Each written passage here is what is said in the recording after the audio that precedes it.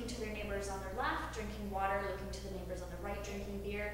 And hey, what do you know? The neighbors on the left drinking water seem to get sick a lot more often than those neighbors on your right drinking beer. So as a mother of a household, what are you going to give your family?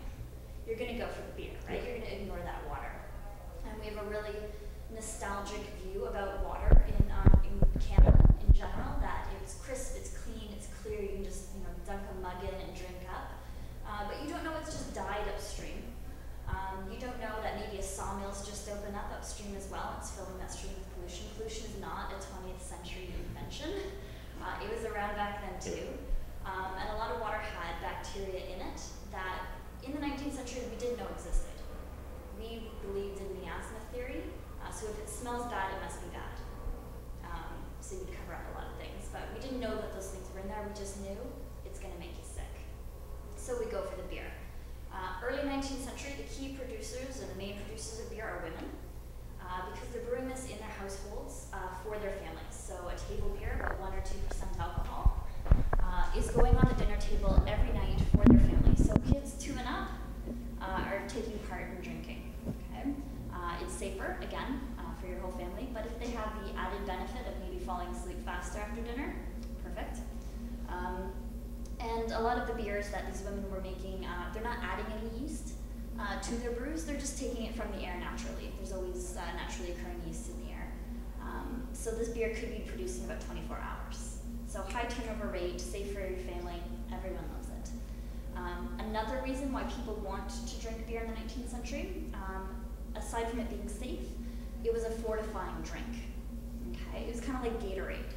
Working on a farm, you have laborers working on your farm, your 550 acres of harvest need to come in. You're going to make sure those laborers are refreshed and drinking lots of beer because, again, they believed it had that kind of fortifying quality to it. And they were right.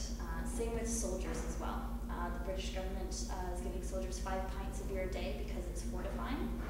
So it's safer, but because it's not filtered or pasteurized, it has all of those yeast sediments still in there, which are really high in B vitamins. So it does energize you, it does bring you up a bit. However, they did view beer as a stimulant in the 19th century, whereas today we know clearly it is a depressant. So that was a kind of a misplaced conception there. Along the same lines, beer was medicinal. So it has all of the B vitamins in the unfiltered beer. It has a lot of other properties to it, and other ingredients can be added for medicinal purposes. Yeah, so spruce beer, high in vitamin C, great for soldiers if you don't want to lose your teeth, right? They have, you can give a stout to a woman who's just had a baby that's really high in iron, get her strength back up. Have you ever heard of root beer? Root beer, a medicinal alcoholic drink in the 19th century with sassafras and wintergreen. It will cure your headache. It does have those properties to it, but they thought it cured certain sexually transmitted diseases. Didn't, of course, but did get rid of the headache you had because you have an STD. Ginger ale is another really popular one, 19th century alcoholic medicinal drink that would cure stomach ailments.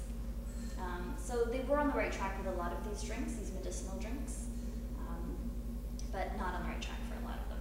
So it's safer than water. It's a fortifying drink. It's medicinal. It's overall just good for you, right? Let's see here.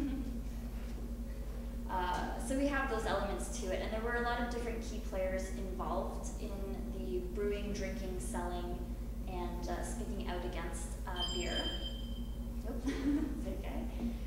So we have the brewers, and a lot of brewers in this period are still around, or their companies are still around. Other brewers were a little more smaller in scale, but we've still heard of them. Remnants of their name are still in our area. So you might have heard of Thomas Molson or John Labatt out of Montreal and London, respectively. Very, very popular. Sleeman, Alexander Keith. I'm trying to think what else. Probably some of the more well-known brewers. John Carling as well at this time. Some brewers who maybe are less known. Joseph Bloor, who Bloor Street is named after. Kind of the founder of Yorkville with his brewery. Enoch Turner, founder of the University of Toronto, a very well-known brewer at the time and big philanthropist. And like I said, a lot of these brewers were very heavily involved in their communities. So Alexander Keith was a 3-time mayor of Halifax, also Grandmaster of the Freemasons in Nova Scotia. Sleeman was a 3-time mayor of Guelph and started up a bunch of baseball teams in that area for the gentlemen players. John Carling was a member of Parliament. He was a Minister of Agriculture, funny enough, protecting his interests there. But aside from the brewers, there were the temperance folk who were very against beer and against drinking. And temperance has a bit of a history throughout the 19th century. Originally, the temperance idea that alcohol was bad came to us from the United States right after the War of 1812. So you can imagine an idea like that coming north of the border was not received very well. We said, thanks, bye, go away. We remember that time you invaded us. However, it did stick with some people who had very particular religious affiliations. So if you were a Baptist or Methodist, you really latched onto this idea because they were saying that if you drink, you will sin. And if you sin, you're going to hell. So drink and go to hell, that's your option, right? But they were really only against hard alcoholic whiskey, gin, and rum. They still knew that beer was safer for your families, and they didn't want to take that away from you. So you have a small amount of the population against hard alcohol, okay? 20 years later, everyone's completely forgot about this. Everyone's drinking everything all over again, whatever. Then 1850s and 60s, the temperance idea comes back to us again, but this time it's from Britain, so we love it, right? Everything from Britain is awesome. And it's more capitalist in theme. It's not a religious message anymore. The capitalist message was, if you drink, you're spending your money on alcohol instead of your children, instead of on your wife, and your family, your house. So you're not clothing them, you're not feeding them, you're not dressing your wife, you're not making your house look tasteful. You're not being part of a progressive Victorian society, right? And if you're spending your money on the alcohol and getting drunk, you're probably working less often and you're being less productive at work, which means you're making less money, and then you're taking that smaller amount of money and spending that on drinks. So it was a vicious cycle that was just gonna plunge all of society into anarchy. And that got a lot of people's attention because Victorians love progress, okay? So that's how as well, when you get entire communities, entire villages going dry, so there's absolutely no drinking going on. So you can imagine this creating a very large rift and causing a lot of problems for government and those in Parliament who have to balance the needs and wants of a very growing and very boisterous population and the kind of very influential businessmen who are expounding this temperance idea, like Timothy Eaton, for example, is very, very powerful. So right in the middle of that, you had Sir John A. Macdonald, who was our Prime Minister at the time.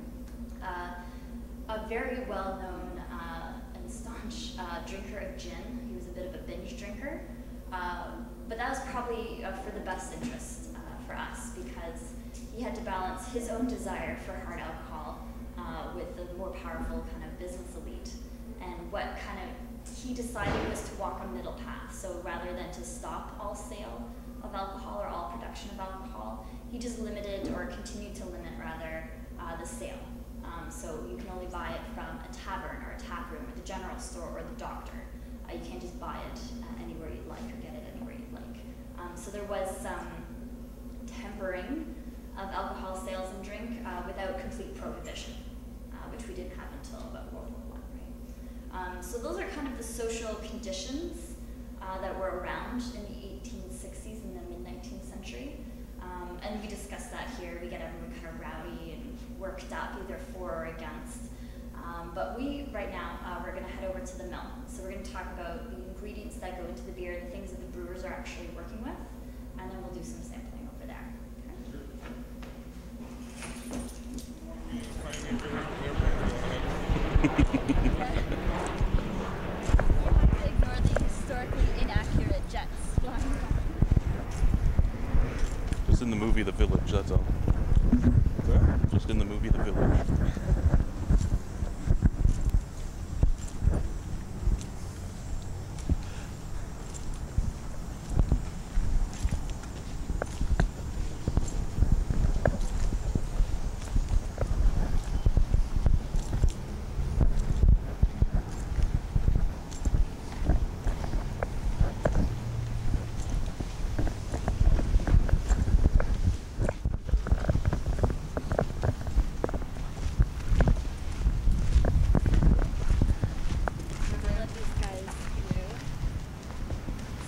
before we go in, I always encourage people to take a look and take note of the fact that we do have a cooperage here right next to the mill. Obviously, casks are kind of the cardboard box of the 19th century, right? Everything can be transported in them, carried in them. They're amazingly strong and they last a long time. But for beer in particular, they are very important. And I always like to remind people, every barrel is a cask, but not every cask is a barrel. Barrel is actually a measurement like a cup or a teaspoon or a tablespoon, and a barrel is 36 gallons. So when we talk about barrels, you're talking about a very specific size. The barrel was one of the most popular sizes for transport. In terms of beer, the next most popular size was called a firkin, which is 9 gallons. And if you go to any pub, tap room, and tavern, that's what you're going to be served beer out of. It's going to be coming directly out of a firkin into your tin or stoneware or clay mug, and that's what you're going to be drinking. Okay, so once we get inside, we'll talk a little bit more about how the cooper and the cooperage plays into the larger role of a brewing complex, which of course includes a mill. So we'll head up.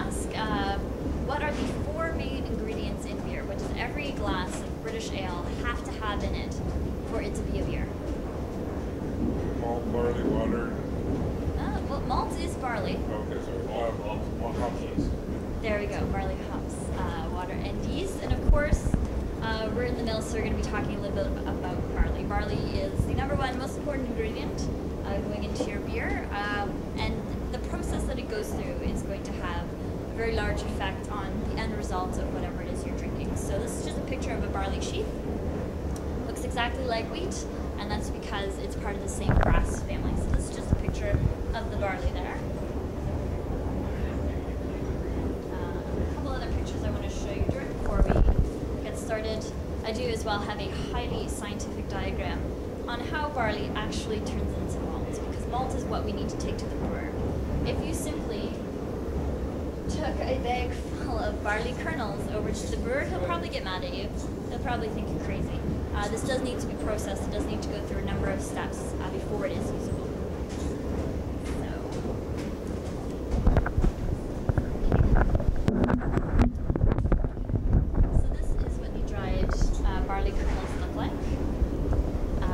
They are starchy, and as they stand currently, they are absolutely useless to a brewer. We don't want starch, we want sugar.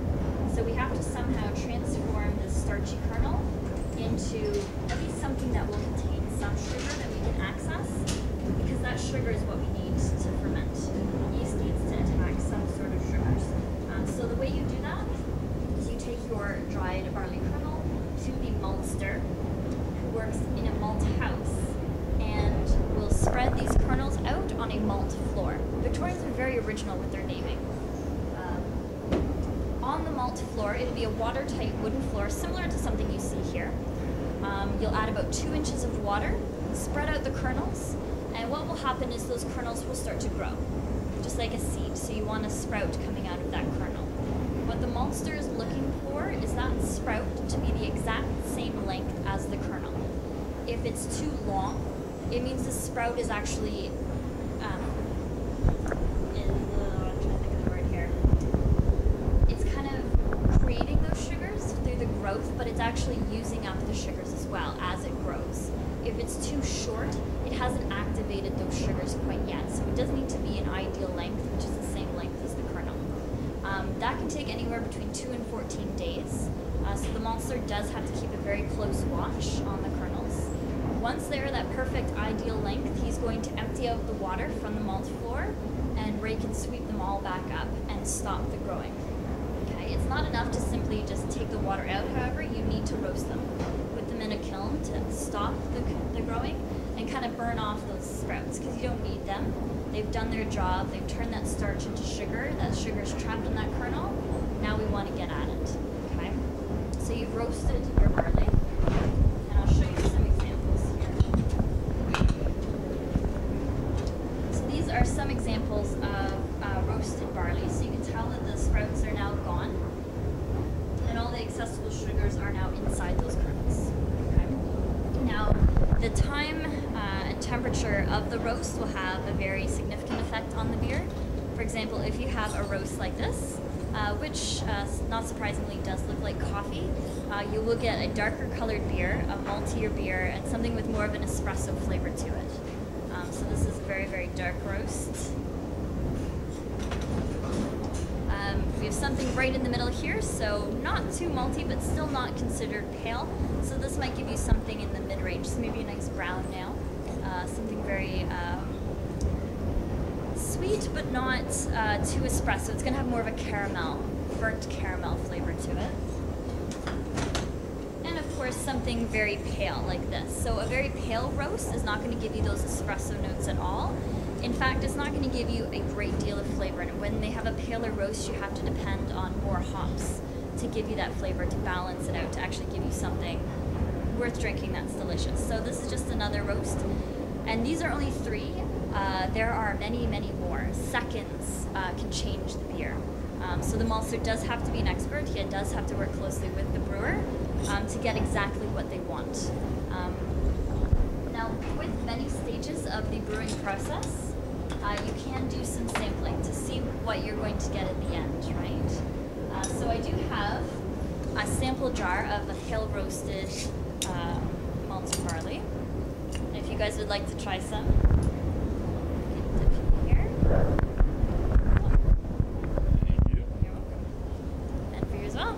So they're going to be very, very crunchy. So be warned. But that would be a very pale roast. It does have kind of a dry, grainy flavor to it.